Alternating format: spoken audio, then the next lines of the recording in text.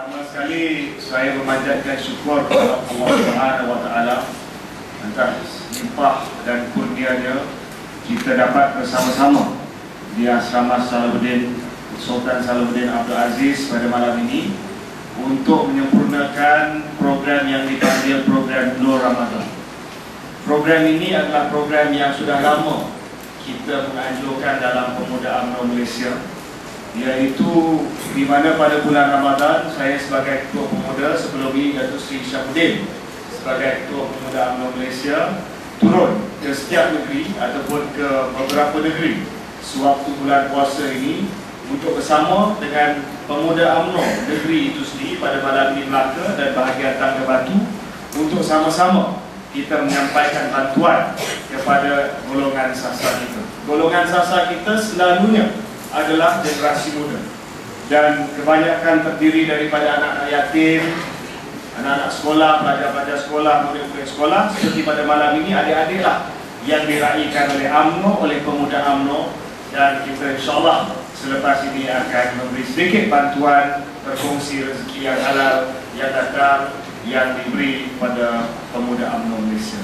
Saya bersyukur pada malam ini juga kerana saya kembali ke bahagian Tangga Batu, mana saya ada ikatan emosi yang begitu lama bersama dengan sahabat seperjuangan yang baru berucap tadi, Pak Idris, Datuk Idris yang berhormat, Ahli Parlimen dan Ketua UMNO bahagian. Beliau dulu bersama saya dengan dalam Exco Pemuda UMNO Malaysia, dan bahagian Tangga Batu lah yang telah memberi saya lesen untuk bertanding jawatan Ketua Pemuda UMNO Malaysia pencalonan 58 ke 58. Baru cukup lesen nak bertanding, sebelum tu nyawa-nyawa ikan. Tangga Batu bagi pencalonan baru boleh bertanding. Akhirnya menang juga. Terima kasih kepada Tangga Batu. Dan sama-samalah kita sebagai pemimpin muda menghadapi pelbagai cabaran, cabaran politik, cabaran untuk membina bangsa, untuk mempertahankan agama dan untuk memajukan negara. Banyak cara yang saya belajar daripada Datuk Idris Harun dan alhamdulillah memang tepat, dan saya rasa begitu serasi untuk bersama-sama dengan beliau di UMNO bahagian Tangga Batu pada malam ini untuk meraihkan adik-adik semua. Dan alhamdulillah tahniah kepada Saudara Nizam kerana telah mengenal pasti Asrama Sultan Salahuddin Abdul Aziz untuk sama-sama kita memberi dorongan, keyakinan dan sokongan kepada adik-adik yang ada pada hari ini daripada Pemuda UMNO Melaka dan Pemuda UMNO Malaysia. Tuan-tuan dan saudari sekalian, saya pada malam ini ingin sentuh sedikit tentang apa peranan kita sebagai orang muda. Peranan kita, adik-adik semua, lebih muda daripada saya, tetapi juga gerakan Pemuda UMNO Melaka khasnya dan Pemuda UMNO Malaysia secara umum. Apakah peranan kita? Ada sedikit disebut oleh Yang Berhormat Ketua UMNO bahagian tadi, Datuk Idris, bahawa kita generasi muda dalam Malaysia ada tanggungjawab yang cukup besar untuk memastikan bahawa negara ini yang baru 52 tahun merdeka, yang baru merdeka tak sampai 6 dekad, boleh terus maju dan boleh menjadi negara yang maju pada satu hari nanti, insyaAllah pada tahun 2020. Bukan satu perkara yang mudah. Kita ni kalau dibanding dengan negara-negara yang lain, bukanlah negara yang lama dimerdekakan. Kalau negara-negara seperti Amerika Syarikat lebih daripada 200 tahun dimerdekakan, ataupun negara Siam, negara Thailand tak pernah dijajah oleh mana-mana kuasa ataupun mana-mana negara asing.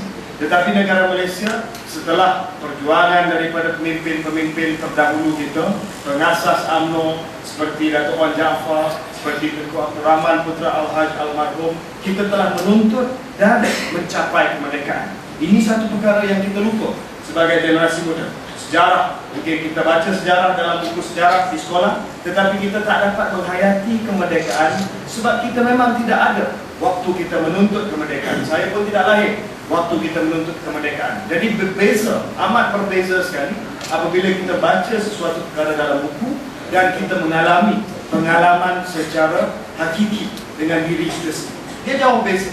Jadi pada hari ini generasi kita, termasuklah generasi abang, saya masukkan diri saya dengan sama dengan generasi adik-adik semua, kita tak tahu, kita tak pernah mengalami penjajah dan juga zaman penjajah dan juga perjuangan untuk menuntut kemerdekaan. Jadi bagi kita, arti dan makna kemerdekaan ini berbeza. Arti dan makna kemerdekaan bagi kita bukan semata-mata menuntut supaya negara Malaysia ini bebas daripada Inggris, bebas daripada Jepun, bebas daripada Belanda, dan bebas daripada Portugis. Ingat, negara Malaysia ini dijajah lebih daripada 500 tahun. Daripada tahun 1511, apabila Alfonso de Albuquerque masuk ke kota Melaka dan menjajah negara ini. Mungkin akan keluar dalam pemeriksaan tak lama lagi. Keluar. Ingat tarikh. Tetapi yang penting, kita dijajah sekian lama. Buat sekian lama kita dijajah. Sedangkan empire Kesultanan Melaka pada waktu itu hanya wujud lebih kurang 100 tahun saja. Daripada mulanya tubuh Kesultanan Melaka sampai dijajah oleh Portugis, tak sampai 100 tahun lebih saja dijajah oleh Portugis, lepas itu Belanda, Inggris, Jepun, balik pada Inggris. Jadi bagi kita, kita baca dalam buku sejarah. Tetapi untuk kita, apa erti dan makna kemerdekaan? Saya sebut ini sebab kita baru saja menyambut Hari Kemerdekaan yang ke-52. Dan untuk orang muda, bila kita kibar jalur gemilang, bila kita nyanyi lagu-lagu patriotik, termasuklah lagu kebangsaan negaraku dan lagu-lagu yang lain, termasuk lagu terkini, lagu Satu Malaysia, apa sebenarnya erti dan makna kemerdekaan? Erti dan makna kemerdekaan adalah kita terus merdeka. Kita nak pastikan bahawa negara kita, bangsa kita dan agama kita, seperti mana yang disebut oleh Datuk Idris Harun tadi, terus menjadi bangsa yang berdaulat, negara yang merdeka, dan agama yang disegani oleh semua penduduk di Malaysia. Ada agama rasmi kita adalah agama Islam. Jangan sekali-kali kita membenarkan agama rasmi yang terkandung dalam Perlembagaan Malaysia artikel perkara 3 dihina oleh mana-mana pihak. Di masa yang sama kita menghormati agama-agama yang lain, kaum-kaum yang lain, bangsa-bangsa yang lain, yang juga rakyat dan warga negara Malaysia. Tetapi nak mempertahankan Malaysia ini, nak memastikan bahawa negara Malaysia yang berbilang kaum, Melayu, Cina, India, Kadazan, Dayak, Iban, Murut, orang asli, semuanya dapat duduk satu negara dengan aman, damai dan sejahtera, bukanlah perkara yang mudah. Kalau adik-adik ingat, Malaysia ini boleh maju, boleh terus maju dengan mudah. Adik-adik, saya rasa salah. Sebab nak jaga satu negara yang berbilang kaum bukan main susah.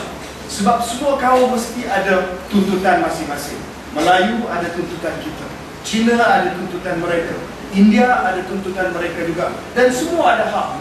Bukan kita kata hanya Melayu ada hak, hanya Bumiputra ada hak, yang lain pun ada hak mereka juga. Dan bagaimana kita nak jaga antara agama yang berbilang kaum yang berbilang agama yang berbagai, latar belakang yang berbagai, bangsa dan kaum yang berbagai, bahasa yang berbagai. Walaupun bahasa kebangsaan, bahasa Melayu, tetapi kita terima hakikat bahawa orang Cina cakap Cina, orang India cakap India. Jadi itulah yang kita mempertahankan. Bila kita sebut tentang merdeka, adakah kita berani, adakah kita mampu mempertahankan kemerdekaan ini? Kalau tidak, adik-adik, kalau kita tidak mampu dan kita tidak berani menjaga Malaysia dengan baik, negara ini dengan baik, keamanan ini dengan baik, satu hari nanti negara kita ini akan rosak, akan huru-hara, dan masyarakat kita akan porak-poranda. Apabila itu berlaku, maka kita tidak lagi dapat mempertahankan kemerdekaan kita. Kerana kalau kita lihat di negara-negara Islam yang lain yang berporak-poranda, yang berkacau bilau, yang ada perang, yang tidak tahu jaga keamanan, yang ada perang saudara, yang ada persengketaan dan sebagainya, akhirnya mereka jemput masuk negara-negara asing untuk menjaga keselamatan. Di Iraq, Amerika Syarikat masuk menjaga keselamatan. Di Afghanistan, Amerika Syarikat masuk jaga keselamatan. Malah di Arab Saudi dan di Kuwait, negara-negara Islam yang terunggul, yang tersohor di dunia ini pun ada pengkalan-pengkalan askar daripada Amerika Syarikat yang menjaga keselamatan. Menjaga keselamatan. Satu ketika dahulu saya masih lagi ingat, adik-adik mungkin baru saja lahir ataupun terlalu muda untuk ingat, bahawa askar Amerika Syarikat terpaksa masuk ke negara Kuwait untuk mempertahankan, untuk menyelamatkan negara Kuwait, iaitu negara Islam, daripada satu lagi negara Islam yang lain, iaitu Iraq. Bayangkan adik-adik, di mana satu negara Islam serang satu lagi negara Islam, yang mempertahankan, yang menyelamatkan adalah Amerika Syarikat. Itulah sebenarnya hakikat dalam dunia Islam, di mana kita tidak ada kekuatan, kita tidak ada kemampuan, kita tidak ada keyakinan. Jadi saya tak nak perkara ini berlaku di Malaysia. Saya berdoa dan saya yakin insya-Allah dengan